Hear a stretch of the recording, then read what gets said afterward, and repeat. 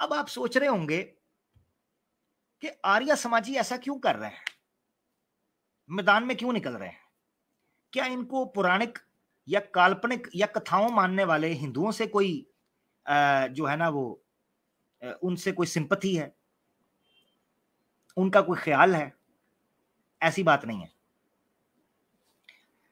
हिंदू धर्म चूंकि नास्तिकों के विरुद्ध है ऑफिशियली, और वेद की निंदा करने वालों को वाकई मारकाट की बात करता है। अब मसला यह पड़ गया था कि अगर आर्य समाज आज भी खुलकर यह बोलना शुरू कर दे कि इनमें से कोई भी सनातनी नहीं है और मंदिर खत्म हो जाने चाहिए, मूर्ति पूजा खत्म हो जानी चाहिए, आज भी अगर खुलकर बोलेंगे तो इसका नुकसान यह होगा कि सनातन की तादाद मुसलमानों के मुकाबले में कम होना शुरू हो जाएगी, क्योंकि सनातनी तो खत्म होता जाएगा। इसीलिए इन्होंने जरूरी समझा कि इस्लाम की दुश्मनी के अंदर झूठ बोला जाए, तकिया किया जाए। आप कहेंगे कि आप अपनी तरफ से बात कर रहे हैं, मैं आपको हवाला दिखाऊंगा। मैंने एक प्रोग्राम किया है आवाज़े हक ऑफिशियल के ऊपर। उस प्रोग्राम का नाम है अत्तकिया इन सनातनिया। इंपॉर्टेंट प्रोग्राम है। आपको पता है मेरी हफ्ते के अंदर एक ही लाइव स्ट्रीम होती है, तो जब आपके पास टाइम हो तो मेरी पुरानी लाइव स्ट्रीम्स जो हैं उनको अगर आप देखना चाहें और कुछ लिंक करना चाहें, चीज़ों को समझना चाहें, उसको क्रोनोलॉजिकल ऑर्डर के अंदर, या थोड़ा सा बैकग्राउंड लेना चाहें मजीद डिटेल, तो आप वो स्ट्रीम्स देखा करें। उस स्ट्रीम के अंदर मैंने एक हवाला दिया है शंकर आचार्य जी का, ब्राह्मण ब्रह्मचारी श्री जनाब शंकर आचार्य। अत्तकिया इन सनातनिया। आर्य समाजों की मजबूरी बन गई कि अगर सनातन धर्म को बचाना है तो चाहे श्री कृष्णा की मूर्ति बनानी पड़े, चाहे श्री राम को देवता और अवतार मानना पड़े, चाहे सुपर चैट बटोरने के लिए डिजिटल भिखारी बनना पड़े, और हिंदुओं को बचाने के लिए मुसलमानों के खिलाफ जहर उगलना पड़े, तो ये काम तो हम किसी सूरत भी नहीं छोड़ेंगे, करेंगे, चाहे मूर्ति पूजा की बात करनी पड़े। मगर अजीब बात यह है कि इस के विरुद्ध आपको जारी बात है, झूठ के बारे में बड़ी चीजें मिल जाएंगी। खैर, अभी मैं एक हवाला दिखाने लगा हूं आपको। शंकर आचार्य जी के समय पर जैन और बुद्ध जो है, यानी जैन मत और बुद्ध मत जो है, ये बड़े अरूज पा चुकी हुई थी। उस उरूज के चक्कर के अंदर सनातन धर्म और वैदिक फिलॉसफी जो है वो दम तोड़ रही थी। ठीक है जी। जब वो दम तोड़ने लगी तो शंकर आचार्य जी के पास एक ही ऑप्शन था। ये कौन तकिया करवा रहा है? स्वामी दयानंद सरस्वती। और मजे की बात यह है कि स्वामी दयानंद सरस्वती को भी कंफर्म नहीं है कि वाकई शंकर आचार्य जी तकिया कर रहे थे, क्योंकि उन्होंने भी दोनों ऑप्शंस या दोनों ओपन एंड्स रखे हैं। हो सकता है कि शंकर आचार्य खुद गलत बात कर रहे हों, और हो सकता है शंकर आचार्य जी तकिया कर रहे हों। ये कौन कहता है? स्वामी दयानंद सरस्वती। बाहर सूरत आपको एक चीज पता चलेगी, आर्य समाज क्यों उन चीजों के सामने खड़ा हो जाता है जिन चीजों को वो खुद गलत कहता है। मुसलमान का शेवा ये होता है, ये है मुसलमान का कमाल। मुसलमान हक के साथ खड़ा होता है, चाहे पूरी दुनिया के मुसलमानों को नुकसान पहुंच रहा हो, मुसलमान हमेशा हक के साथ खड़ा होगा, चाहे मुसलमानों के खिलाफ ही बात क्यों ना करनी पड़े। आर्य समाजियों का ढकोसला ये है कि ये मूर्ति पूजा की निंदा करते हैं, वेद विरुद्ध जितने शास्त्र हैं, चाहे हिंदुओं की मेजॉरिटी उनको मानती हो, त्योहारों को उनके दिल में विरुद्ध करते हैं, उनकी निंदा करते हैं, मगर जैसे ही मुसलमानों के बारे में आते हैं तो फटाफट खड़े होकर मुसलमानों के को गाली निकालना शुरू कर देते हैं। तो किधर गया आर्य समाज का वो चौथा उसूल, चौथा नियम कि जब सच देखो तो सत्य को स्वीकार करो? किधर गया? इसका मतलब यह है कि आर्य समाज सिर्फ और सिर्फ पाखंडियों का एक समूह है, पाखंडियों का एक ग्रुप है, और लुटेरों का एक टोला है, और मक्कारों, झूठों और तकियाबाजों का एक झुंड है जो हिंदुओं से भी पैसे बटोरना चाहता है। और जब मुसलमानों के सामने आते हैं तो फटाफट जईफ जईफ, हम भी मोनोथिस्टिक हैं, हमारे यहां भी बड़ी तहकीक है, हम भी बड़े रिसर्चर हैं। जब मुसलमानों से जूते पड़ने लगे तो जनाब इन्होंने फटाफट कद्दू बांटना शुरू कर दिया। ये इनकी हकीकत है। खैर, हवाला मैं दिखा दूं जिससे आपको आर्य समाज की हकीकत भी पता चल जाएगी। एक किस किस्म के ड्रामेबाज है ये देखें। सत्यार्थ प्रकाश आपकी स्क्रीन के ऊपर है जी, और इसका सफा बनेगा 236 236 236 आपकी स्क्रीन के ऊपर। शंकर आचार्य जी का पूरा यह किस्सा कि जैन मत और बुद्ध मत को टैकल करने के लिए शंकर आचार्य ने कैसे झूठ बोला, और वो फिलॉसफी थी मायावती फिलॉसफी। मायावती मैंने कहा है, जिसने डिटेल देखनी हो अत्तकिया सनातनिया के अंदर उस डिटेल पे देख सकता है। मैंने वहां श्रीमद् भागवतम के हवाले दिए हुए हैं, जहां पर शंकर आचार्य जी के बारे में शिव जी ने पेशगोई की थी, प्रोफेसी की थी, भविष्यवाणी की थी पार्वती देवी के सामने कि एक मैं उतार लूंगा, एक समय जाकर जब वैदिक फिलॉसफी बड़े नुकसान में होगी तो मैं मायावती फिलॉसफी फैलाऊंगा एक ब्राह्मण ब्रह्मचारी के रूप के अंदर, जिनको बोला जाता है शंकर आचार्य। खैर उसमें कितनी हकीकत है नहीं, ये आपके सामने अब है। तो स्वामी दयानंद कहते हैं अब इसमें विचारना चाहिए, यानी इसमें अब सोचना चाहिए कि जो जीव ब्रह्मा की एकता मिथ्या शंकर आचार्य का निज मत था, तो वो अच्छा मत नहीं। क्या मुराद है? वो कहते हैं कि शंकर आचार्य ने जैन मत और बुद्ध मत से शास्त्रार्थ करते हुए, यानी डिबेट्स करते हुए जो मत रखा था, अगर तो वो उनका निजी मत था, यानी इंडिविजुअल उनका पर्सनल अकीदा था, तो ये अच्छा मत नहीं था। आगे देखें सेकंड लाइन में जो हाईलाइट है येलो, और अगर जीनियों के खंडन के लिए उस मत का स्वीकार किया है तो कुछ अच्छा है। क्या मतलब है?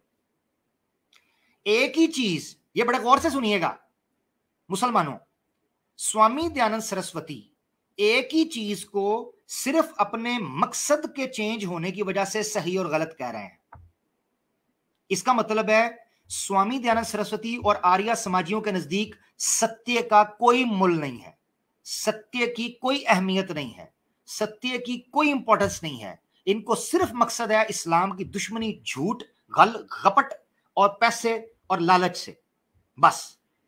चाहे मूर्ति पूजा से ही पैसे कमाने हो, चाहे रुद्राक्ष मालाएं बेचनी हो, स्वामी दयानंद ने उसने माल बनाया जयपुर के अंदर।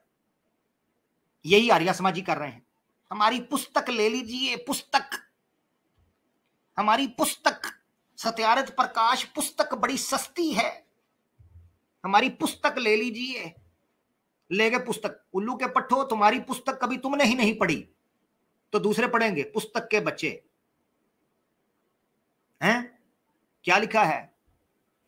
लिखा है कि अगर शंकर आचार्य जी ने जैनियों के खंडन के लिए इस मत को स्वीकार किया है तो कुछ अच्छा है।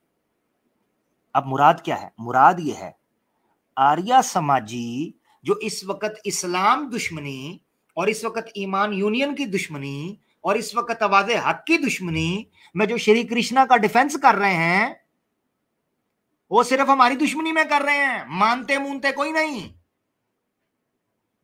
झूठ बोलते हैं। तो इसका मतलब क्या है कि इनको सपोर्ट करनी चाहिए एक हिंदू को, सुपर चैटें देनी चाहिए इनको। पहले आदम लोगों ने और साहिल लोगों ने तुम लोगों का सी काटा है, अब ये लोग मैदान में आ गए हैं। और क्या एक साधारण सनातनी की जिंदगी में फुद्दू लगवाने के अलावा और कोई कार्य नहीं है? इसका पुनर्जन्म सिर्फ इसलिए होता है कि आर्य समाजी और एक्स मुस्लिम्स इसका सी काट सकें। ये इसलिए जन्म लेता है धरती पर सनातनी, इतना मूर्ख इसको बनाया जाता है।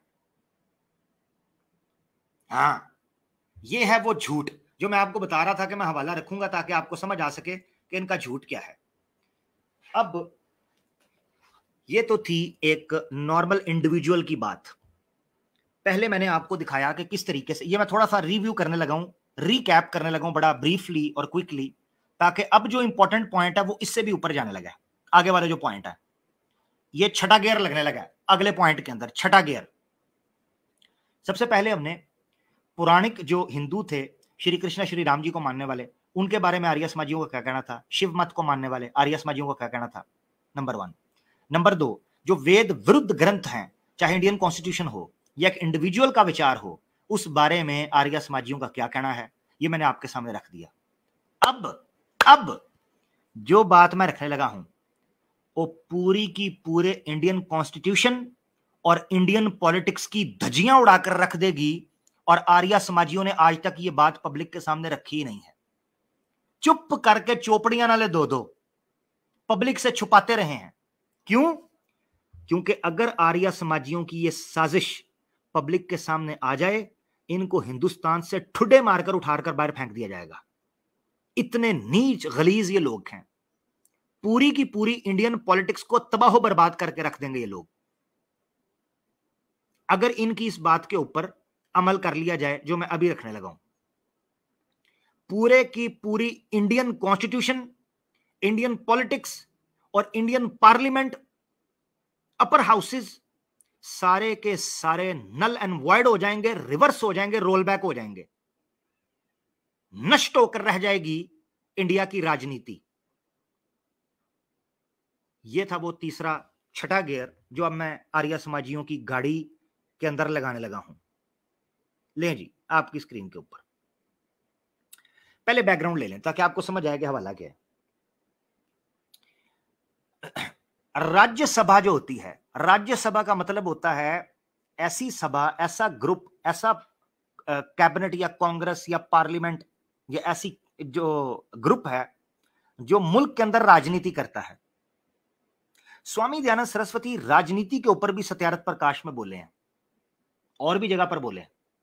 तो आर्य समाज की राजनीति किस प्रकार चलती है और राज्यसभा के लिए लोग कैसे इलेक्ट किए जाएंगे, डेमोक्रेसी का कीमा कर कर रख दिया है स्वामी दयानंद ने। कीमा, यहां पर तो एक मेरिट रखा गया डेमोक्रेसी के अंदर कि किस बंदे का जो है वो सिलेक्शन की जाएगी, कैसे वोट बैंक होगा, इलेक्शन कैंपेन कैसे चलेगी, कैसे लोग आकर एडमिनिस्ट्रेशन संभालेंगे, लेजिस्लेशन संभालेंगे। इन्होंने बेड़ागर करके रख दिया आर्य समाजियों ने। इनकी विचारधारा ने अगर उसको सही मान लिया जाए, एक नॉर्मल हिंदू भी सारे का सारा पॉलिटिक्स से बाहर हो जाएगा। नॉर्मल हिंदू भी, मुसलमानों ईसाइयों को तो छोड़ देना। आपकी स्क्रीन के ऊपर सत्यार्थ प्रकाश आपके सामने है। 1 मिनट जरा पेज मुझे देख लीजिएगा, मेरे लिए स्क्रीन दूसरी 120 120, ठीक है ना जी। 120 नंबर पेज है और सत्यार्थ प्रकाश आपकी स्क्रीन के ऊपर है। क्या कहते हैं? सबसे ये शुरू हो जाए, ये मनुस्मृति कोट की है और मनुस्मृति के करीबन इन्होंने 7 श्लोक पेश किए हैं और उनका निचोड़ निकाल कर आपकी स्क्रीन पर रखा है सत्यार्थ प्रकाश में। तवज्जो कीजिएगा। वो कहते हैं सब सेना, सारी की सारी फौज, सेनापतियों के ऊपर राज्याधिकारी, राज्याधिकार जो होता है दंड देने के व्यवस्था के सब कार्यों का अधिपत्य, ठीक है, अधिपत्य और सबके ऊपर वर्तमान सर्व दिशा राज्याधिकार, इन चारों अधिकारों में संपूर्ण वेद शास्त्रों में प्रवीण पूर्ण विधा वाले धर्मात्मा जितेंद्रिय सुशील जनों को स्थापित करना चाहिए। लो जी, कौन कौन आउट हुआ है अपनी राज्यसभा के अंदर, लोकसभा के अंदर? जरा नजर मारकर देखें कि स्वामी दयानंद सरस्वती साहब ने जो नियम दिया है राज्यसभा को और बड़ी बड़ी पोस्ट को चलाने के लिए, उस पोस्ट को चलाने के लिए कौन कौन आउट हुआ है जरा देखिएगा। क्या कहा है उन्होंने? उन्होंने कहा है सेना को चलाने के लिए, सेनापतियों को आने के लिए, न्याय कायम करने के लिए, जजेस जुडिशरी सिस्टम के अंदर, पॉलिटिक्स चलाने के लिए, आर्मी चलाने के लिए, फाइनेंशियल सिस्टम को चलाने के लिए, पूरे के पूरे मुल्क को चलाने के लिए जितने बड़े बड़े अधिकारी हैं उनको क्या होना चाहिए? संपूर्ण वेद शास्त्रों में प्रवीण पूर्ण विदा वाले, यानी विगा वाले, नॉलेज वाले धर्मात्मा जितेंद्रिय सुशील जनों को स्थापित करना चाहिए। यानी कोई बंदा भी इंडिया के अंदर अगर आर्य समाजियों की वेद मत मानी जाए और इनकी राजनीति के नियम लिए जाएं तो इस वक्त यकायक जितने जजेस हैं, जितने लोकसभा राज्यसभा के अंदर लोग हैं, जितनी मिनिस्ट्रीज हैं, जितने army chief of army staff हैं और एडमिरल्स हैं, कैप्टन्स हैं, वो सारे के सारे वेद शास्त्रों में प्रवीण पूर्ण विद्या वाले, नॉर्मल बंदा नहीं। यानी वेद शास्त्रों में प्रवीण, प्रवीण का मतलब पता है क्या है? प्रवीण का मतलब है कंप्लीट, एक्सपर्ट। पूर्ण का मतलब है एज अ होल, यानी एक्स्ट्रा ऑर्डिनरी एक्सपर्ट होना चाहिए वेद शास्त्रों में जिस बंदे को आपने ये बनाना है। यहीं पर बस नहीं, धर्मात्मा भी होना चाहिए। ये मिड लाइन देखें येलो वाली, धर्मात्मा, जितेंद्रिय, धर्मात्मा सुक्का नहीं, जितेंद्रिय भी, सुशील, जड़ों को स्थापित करना चाहिए। क्या मतलब है? आपको पता है इसका क्या मतलब है? इसका मतलब है सारे के सारे जो इस वक्त बीजेपी के पॉलिटिशियंस हैं, क्या वो इस मेरिट पर पूरे उतरते हैं? कांग्रेस के पॉलिटिशियंस क्या इस मेरिट के ऊपर पूरे उतरते हैं? मैं दूसरों की बात नहीं कर रहा। जितने हिंदू जजेस हैं, क्या इस पर पूरे उतरते हैं? जितनी मिनिस्ट्रीज हैं, जितने पुलिस वाले और आर्मी वाले हैं, मैं दूसरों की बात नहीं कर रहा, सिर्फ हिंदुओं की, क्या इस मेरिट पर पूरे उतरते हैं कि वेद शास्त्रों के बारे में प्रवीण पूर्ण विद्या रखते हो, या विद्या रखते हो, नॉलेज रखते हो, धर्मात्मा हो? रखते हैं।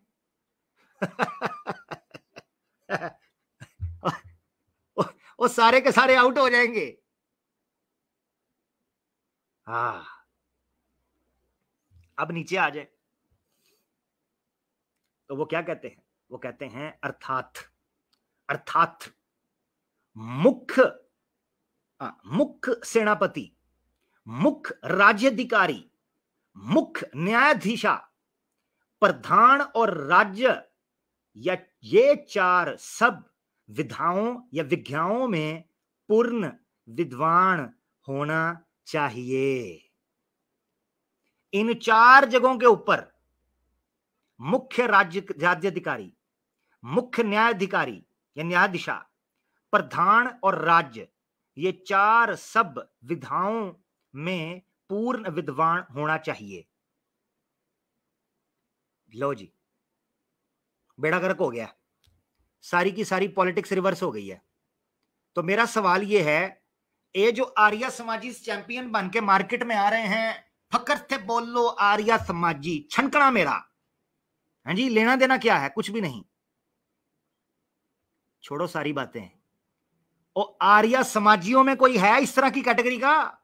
क्योंकि स्वामी दयानंद सरस्वती तो ऋग्वेद भी पूरी नहीं कर सका, वो तो 6 मंडल के बाद लुढ़क गया, उसके पेट में दर्द शुरू हो गई, दूध पीकर लुढ़क गया।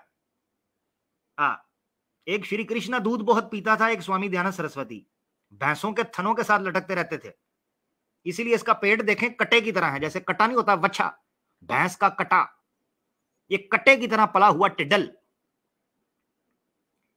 तो ये तो ऋग्वेद भी पूरी नहीं कर सका जी। हाँ जी, तो कोई माई का लाल है जो इस वक्त राज और क्या ड्रामेबाज हो, क्या ड्रामेबाज हो। यहीं पर बस नहीं, आगे चलिए जनाब, अभी तो कॉन्स्टिट्यूशन की धज्जियां उड़नी है। इंडियन कॉन्स्टिट्यूशन की आर्या समाजियों ने धज्जियां उड़ानी है अभी। ये बड़ा बोलते हैं टीवी पर बुला बुला कर, आपके लिए कॉन्स्टिट्यूशन ऊपर है या कुरान ऊपर है, तो वाडी ऐसी दी तैसी। और समीर ने क्या कहा था जी? समीर ने पूरी स्ट्रीम की, कहता है मुसलमानों को लाइए, उनसे पूछिए कि इंडियन कॉन्स्टिट्यूशन ऊपर है या कुरान ऊपर है। और ये बता दूं कि समीर खुद को आर्या समाजी कहता है। हाँ जी, तो जरा समीर से भी पूछिएगा। अब समीर साहब, डंडा आपकी मंजी के नीचे हमने फेर दिया है, आपकी स्क्रीन के ऊपर। आगे चलें, चेक करें जरा। स्वामी दयानंद सरस्वती ने लोकसभा उलट कर रख दी, राज्यसभा उलट कर रख दी, पूरी सेना उलट कर रख दी। अब उनको खुशी नहीं हुई, तो सफा 120 के आगे चलते हैं। वो कहते हैं नयुन से नयुण, नयुण का मतलब होता है कम से कम, मिनिमम मिनिमम। तो नयुण से नयुण दशा विद्वानों, अथवा बहुत नयुण हो तो 3 विद्वानों की सभा जैसी व्यवस्था करे, सभा जैसी व्यवस्था करे उस धर्म अर्थात व्यवस्था का उल्लंघन कोई भी ना करे। क्या मतलब है? मतलब यह है कि इंडियन कॉन्स्टिट्यूशन को खोदकर दफना दो, और आर्य समाजी कहते हैं कि कम से कम 10 विद्वान, किस चीज के? हाँ जी, किस चीज के विद्वान? वेदों के, वेदों के विद्वान। वो कहते हैं कम से कम 10, और अगर उससे भी कम हो तो 3 विद्वान होने चाहिए, और वो विद्वान जिस सभा के अंदर हों और जैसी व्यवस्था, व्यवस्था का मतलब यह है, व्यवस्था, व्यवस्था का मतलब होता है कानून साजी करना, लेजिस्लेशन करना, रूलिंग बनाना, रूल बनाना, नियम बनाना। तो व्यवस्था करें उस धर्म अर्थात व्यवस्था का उल्लंघन कोई भी ना करे। तो इंडियन कॉन्स्टिट्यूशन को साइड पर रखें, आर्य समाजियों के बकौल जो वेदों के ज्ञानी होंगे सिर्फ वही जिस धर्म व्यवस्था को, कानून व्यवस्था को सामने रखेंगे, उसका उल्लंघन नहीं होना चाहिए। इंडियन कॉन्स्टिट्यूशन का निंदा और विरोध करते रहो, ये आपके सामने है, क्योंकि वो तो पहले ही वेद विरुद्ध है। तो वेद विरुद्ध जो होगा उसका उल्लंघन तो किया जाएगा। तो ये आपके सामने है। यहीं पर बस नहीं, आगे चले। इस सभा में, आगे सुनिएगा जरा, तीसरी लाइन, इस सभा में चारों वेद, हौतुक, हौतुक अर्थात कारण अकारण का ज्ञाता, न्याय शास्त्र, निरुक्त, धर्मशास्त्र आदि के वित्त विद्वान सभासद हो। क्या मतलब है इसका? इसका मतलब यह है कि जिस सभा के अंदर हिंदू आ रहे हैं या हिंदू राष्ट्र के अंदर आ रहा है, उस सभा में सभासद, सभासद का मतलब पता क्या है? यह सभासद, सभासद का मतलब होता है कि जो लोक या राज्यसभा का मेंबर हो। सभासद बनने का या मेंबर बनने का पॉलिटिक्स के अंदर सिर्फ उसको हक है जो चारों वेदों का जानने वाला हो। पहले तो जान छूट जानी थी कि अगर चारों वेदों की बात होती, मगर आगे आ गया है हैतुक। हैतुक का मतलब क्या होता है? संस्कृत की ग्रामर या संस्कृत की लॉजिक, क्लासिकल संस्कृत, अर्थात कारण अकारण, यह भी मंतक की आगे या लॉजिक की आगे किस्म है, उसका जानने वाला हो। न्याय शास्त्र यानी उसकी रूलिंग्स को समझने वाला हो। निरुक्त, निरुक्त कहते हैं, वो एक पूरी किताब है ऑब्वियसली निरुक्त का, आपको पता है, जो संस्कृत की ग्रामर, सर्फ और नहव के बारे में बात होती है। इसी तरीके से धर्मशास्त्रों का मानने वाला हो। धर्मशास्त्रों में आदि के वित्त, वित्त का मतलब क्या है, या वित्त का मतलब क्या होता है? एक्सपर्ट हो, वित्त विद्वान, वित्त विद्वान हो। वित्त विद्वान का मतलब होता है कि जो बंदा इसके नॉलेज में एक्सपर्ट हो वही सिर्फ मेंबर बन सकता है। यार आपने इर्द गिर्द आज हिंदुस्तान के अंदर मुड़कर देखो, ये कौन है? मोदी भी है। मेरा आर्य समाजियों से सवाल है, नरेंद्र मोदी निरुक्त का एक्सपर्ट है, चारों वेदों का एक्सपर्ट है जी?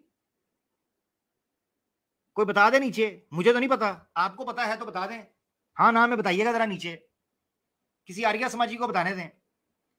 नरेंद्र मोदी जो है, जो इस वक्त इंडिया का प्रधानमंत्री हैं, श्रीमान नरेंद्र मोदी जी, वो चारों वेदों के ज्ञानी हैं।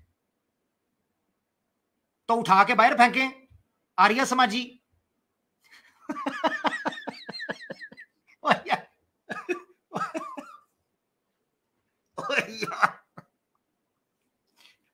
मोदी की भी छुट्टी, मोदी की भी छुट्टी,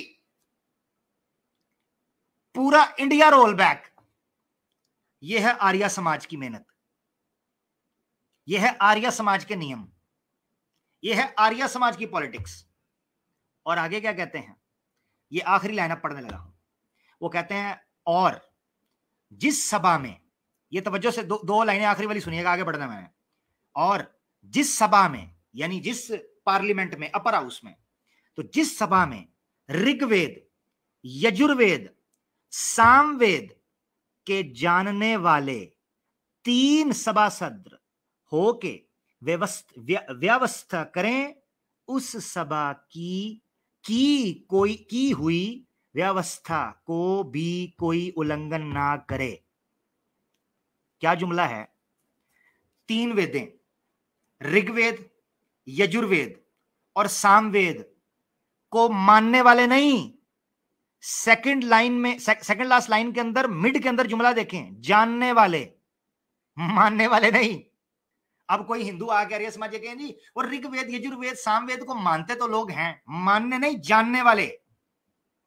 और जिस सभा में ऋग्वेद, यजुर्वेद, सामवेद के जानने वाले 3 सभासद होके व्यवस्था करें, उस सभा की हुई व्यवस्था को भी कोई उल्लंघन ना करे। मेरा सवाल है, राज्यसभा हो, लोकसभा हो, कोई 3 बंदे ऋग्वेद, यजुर्वेद और सामवेद के एक्सपर्ट मुझे दिखा दें। नंबर 1, पॉइंट नंबर 1, अगर मिल जाएं तो वो 3 बंदे कोई ऐसा कानून जो ऋग्वेद, यजुर्वेद और सामवेद के विरुद्ध नहीं है उसको बनाने वाले हों या उसकी स्थापना करने वाले हों, ये मुझे दिखा दें। अब बेड़ा गर्क हो गया। ना ऋग्वेद, यजुर्वेद, सामवेद के एक्सपर्ट मौजूद हैं और ना इस से अविरुद्ध उससे कंपैटिबल कानून बनाने वाले मौजूद हैं। तो पॉलिटिक्स किधर गई? ये आर्या समाज है। तो मैंने आपको बताया था आज आर्या समाज की अंतिम नमाज की पहली एपिसोड है और पूरा हिंदुस्तान में भौचाल आ गया है। ना कॉमन सनातनी बचा है, ना चारवाका नास्तिक फिलॉसफी को मानने वाला सनातनी बचा है, ना मुसलमान बचा है, ना ईसाई बचा है, ना इंडियन कॉन्स्टिट्यूशन बचा है, ना इंडियन राष्ट्र बचा है, ना मोदी बचा है, ना योगी बचा है, कोई भी नहीं बचा। ना अमित शाह बचा है, ना आरएसएस बची है, ना वीएचपी बची है, ना बजरंग दल बची है, ना कांग्रेस बची है। और पीछे रह क्या गया है? जिंगालाला हुर। अब छनकना बजाओ बैठकर, इंडिया के अंदर ये जितने आर्य समाजी हैं अकेले बैठकर छनकना बजाएं और लोरी सुनाएं। और लोरी कौन सी? जो सत्यार्थ प्रकाश में बम बम बड़बड़ बोबो ये बोलें। ये 3 शब्द की उपासना करें, बम बम बड़बड़ बोबो, और स्वामी दयानंद को गालियां निकालें कि जिसने कठिनाई में डाल दिया है। ना नौमन तेल होगा, ना राधा डिस्को करेगी, Radha on the dance floor. चलो जी, ये नहीं होना। तो यार मेरी बात सुनो, ये कैसे चलेगा? आर्य समाज चलेगा कैसे? क्या स्वामी दयानंद सरस्वती की इन लिखी हुई बातों का ये विरोध करेंगे, निंदा करेंगे? क्या करेंगे? क्या बोलेंगे स्वामी दयानंद सरस्वती भंग चरस पीकर, अफ्यून पीकर, हैं जी, टिड्डल रोड पर बैठकर बकबक करता था सत्यार्थ प्रकाश में, ये बोलेंगे? या ये बोलेंगे कि महाज्ञानी महर्षि थे? और अगर ये बोलेंगे तो इंडिया के एल लग गए फिर, खासतौर पर पॉलिटिक्स के हवाले से। आर्य समाजियों के अनुसार, मैं नहीं कह रहा, आर्य समाज, ठीक है ना जी। अब आगे बढ़ लें, यहीं पर बस नहीं, यहीं पर होती तो मैं भी रुक जाता, मगर मसला ये है स्वामी साहब रुक ही नहीं रहे। अब सुनिएगा जरा, स्वामी साहब कहते हैं आगे चलकर, कहते हैं यदि दा कहता है यदि, कहता है यदि एक अकेला सब वेदों का जानने हारी दो जीवों में उत्तम सन्यासी जिस धर्म की व्यवस्था करे वही श्रेष्ठ धर्म है। श्रेष्ठ धर्म का मतलब होता है दी बेस्ट धर्म। श्रेष्ठ का मतलब होता है दी बेस्ट ऑप्शन धर्म है, क्योंकि अज्ञानियों के सहस्त्रों, लाखों, करोड़ों मिलके जो कुछ व्यवस्था करें उसको कभी ना मानना चाहिए। चलो जी, और सेकुलर कॉन्स्टिट्यूशन लपेट के रख दो, क्योंकि पीछे तो यह बात हो रही थी